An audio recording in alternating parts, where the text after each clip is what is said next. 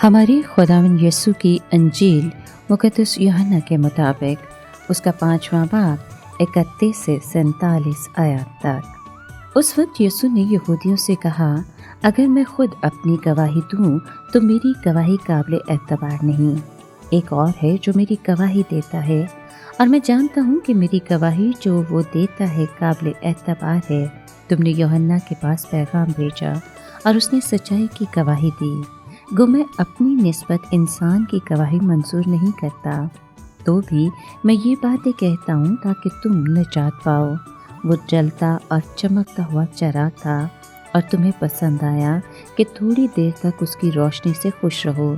लेकिन मेरे पास जो गवाही है वो यूहन्ना की गवाही से बड़ी है, क्योंकि जो काम मेरे बाप ने मुझे पूरे करने को दिए, यानी यही काम जो मैं करता हूँ, वो मेरी गवाही देते हैं कि बाप ने मुझे भेजा है, और बाप ही ने जिसने मुझे भेजा है मेरी गवाही दी है। तुमने कभी उसकी आवाज़ नहीं सुनी और ना उसकी सूरत देखी, और तुम उसका कलाम अपने बातन में कायम नहीं रखते, इसलिए तुम उसके भेजे हुए का यकीन नहीं करते। तुम नविश्तों में ढूंढते हो इसलिए कि तुम गुमान करते हो कि इन्हीं में तुम्हारे लिए हमेशा की ज़िंदगी है, और ये वही हैं जो मेरी गवाही देते हैं। फिर भी तुम ज़िंदगी पाने के लिए मेरे पास आना पसंद नहीं करते। मैं आदमियों से इज़्ज़त नहीं चाहता, लेकिन मैं तुम्हें जानता हूँ कि तुम में खुदा की मोहब्बत नहीं। मैं अपने बाप के नाम से आया हूँ और तुम मुझे कबूल नहीं करते।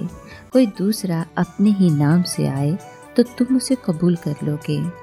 तुम जो आपस में एक दूसरे से इज्जत चाहते हो, और वो इज्जत जो खुदाए वाहिद की तरफ से होती है नहीं ढूंढते, क्यों कर ईमान ला सकते हो।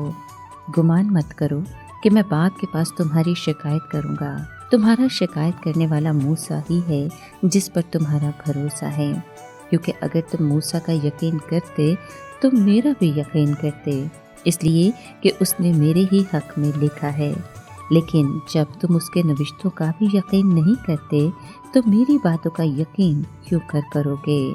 पाकलाम के पढ़े और सुने जाने पर खुदावंद की बरकत हो, खुदा का शुक्र हो। अजीज दोस्तों, गुनाहों से निजात और रिहाई उसी शख्स के नसीब में आती है जो अपने गुनाहों से तौबा करता, पशेमान होता और खुदा से माफ़ी मांगता है, क्योंकि खुदा के पास गुनाहों की माफ़ी है। दुनिया में कोई शख्स ऐसा नहीं है जिसने अपने माजी में कभी गुनाह न किया हो या आजमाइशों से ना गुजरा हो। दुनिया की मुश्किलों और आजमाइशों से ही इंसान गुजर कर ज़िंदगी का ताज पाता है। हमेशा की ज़िंदगी, निजात और रहाई गुनाह को तस्लीम करने, गुनाह से माफ़ी मांगने और कफ़ारे को कबूल करने से ही होती है। मेरा रोज़ा मेरी निजात और रहाई का सबब बन सकता है अगर मैं रोज़े को ख़ास मकसद या इरादे से दुआ के साथ अदा करती हूँ। ऐ खुदाए मेहरबान, इंसान की निजात और रिहाई तेरे ही पास है। मेरे गुनाहों को नज़रअंदाज कर और मुझे निजात की नेमत अता कर दे। आमीन।